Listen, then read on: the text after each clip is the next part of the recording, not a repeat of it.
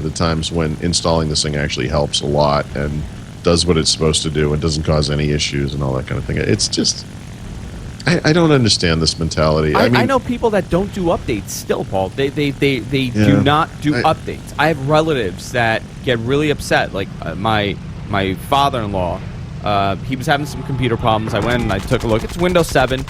And I'm like, you haven't done any updates. Like, no, absolutely not. I'm not doing any of this. It's going to mess everything up. I go, no, it won't.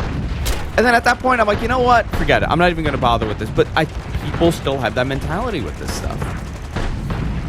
I don't get it.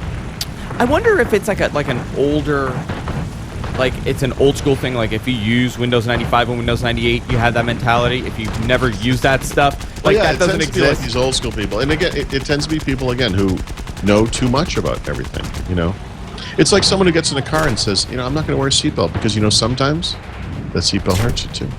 Yeah, sure. It doesn't just save lives. Sometimes it kills you. You know, and yeah, by the way, well, sometimes it probably does. But overall, it's safer to wear the seatbelt. And I just think it's the wrong place to be spending your time. Worrying about stuff. I mean, like people that. are freaking out, and I'm like, this is a 2-year-old update at this point, like February 2011, it's right? 2 years old. There's never been another Service Pack, although arguably what would have been Service Pack 2 kind of just came out. So the Patch Tuesday stuff from this month included a hotfix rollout for Windows 7, which was basically Service Pack. Have you ever had a Windows update, screw you up in any way?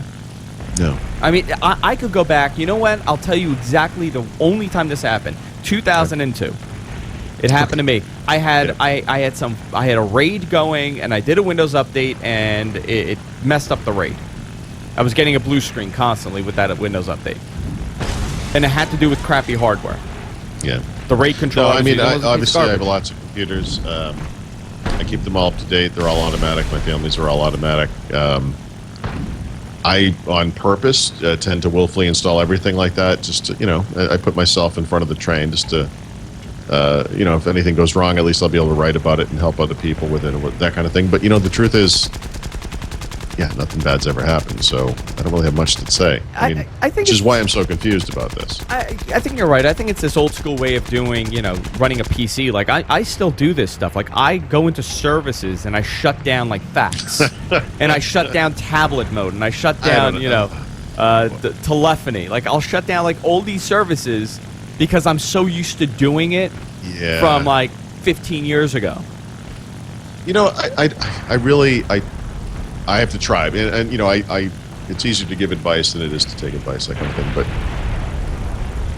you can go in Windows 8, you can go to the task manager, you can look at the list of things that starts up when your computer runs, and you can disable some of them. And I'll do that sometimes. There's some stuff I don't really need launching every time my computer boots. I'll do that. I will do that, and even Windows actually recommends it. Every once in a while, Action Center will put up a little notification, hey, why don't you take a look at your startup items? Seem to have a lot of things going on, and so it's that kind of stuff. This is the same thing as pre-SSD days. Yeah. People would manually run defrag all the time and try to organize everything on their hard drive so that it was all at the front of the disk and it would run faster. And it's like this thing's supposed to make your life easier. You're not serving your robotic overlord. Just let it do it. And listen, I'm not saying, if you get a computer that came with McAfee, I'm not telling you like don't shut down McAfee. Like don't go to like MS-config and shut down McAfee. Like I'm actually talking like I go into services like Windows services.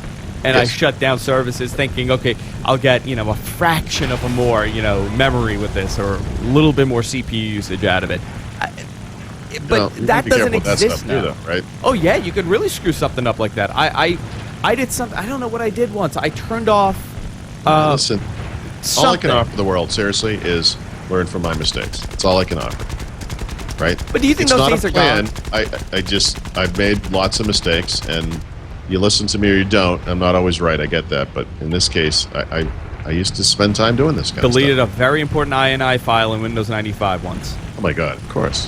You just go in there and just start deleting everything. No, in the old days, Windows 3X, the Windows 3.1 or Windows 3.0 resource kit, whichever version, actually came with a screwdriver, like a physical screwdriver. Came in the bag with the book, and it included a very detailed guide to WinINI and SysINI.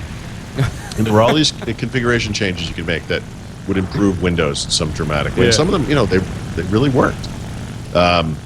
This is not this is not what we have Yeah, it's a totally different anymore. world It's now. not like that. It's just not. So Listen, to me, and this is, and this kind of, it shows where the market has gone. Nobody talks about RAM and CPU anymore. I mean, Sure. nobody talks about that. Like, no, you know what? I subscribe to some magazines digitally through Amazon, and Maximum PC is a good example of this kind of thing where, actually even like PC Mag and probably PC World get into this occasionally. They'll do things like review SSDs, and the raw write speed, the raw, this speed, blah blah blah, and it's like, oh god, like what is this crap? Like, it's just you can spend a lot of time on this kind of stuff. There is a subculture of people who most people probably would like to have a nice car.